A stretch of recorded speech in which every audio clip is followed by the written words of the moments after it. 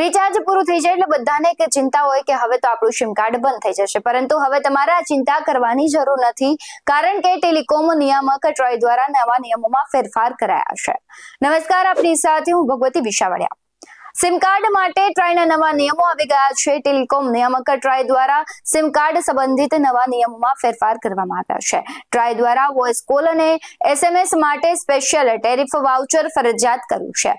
હવે ટેલિકોમ કંપનીઓએ કસ્ટમર માટે માત્ર વોઇસ પ્લસ SMS પેક પણ ઉપલબ્ધ કરાવવું પડશે, જેથી મોબાઈલ યુઝર્સ પોતાની જરૂરિયાત મુજબ ટેરિફ પ્લાન પસંદ કરી શકશે।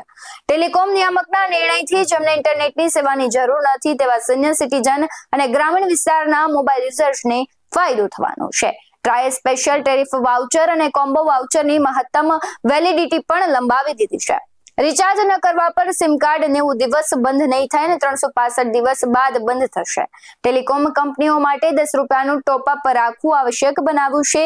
આ નવા નિયમ હેઠળ Reliance, Jio, Airtel, Vodafone idea અને સહિત ઘણી એવી ટેલિકોમ કંપનીઓ છે જે હવે ઓછામાં ઓછું 10 રૂપિયાનું ટોપ રિચાર્જ રાખવું પડશે। વાઉચર માટે કલર કોડિંગ પણ નાબૂદ કરી દીધી છે।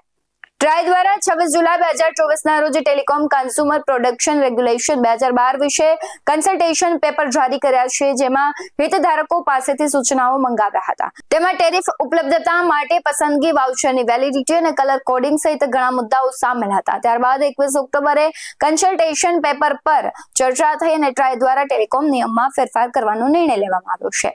આવા જ વધુ અહેવાલો સાથે ફરી મળતા રહીશું। તમે અમારી YouTube ચેનલને સબસ્ક્રાઇબ કરવાનું, અમને Facebook અને Instagram પર ફોલો કરવાનું ભૂલશો નહીં। બાકી નવી અપડેટ્સ મેળવવા માટે આપ જોતા રહો BS9 TV ન્યૂઝ।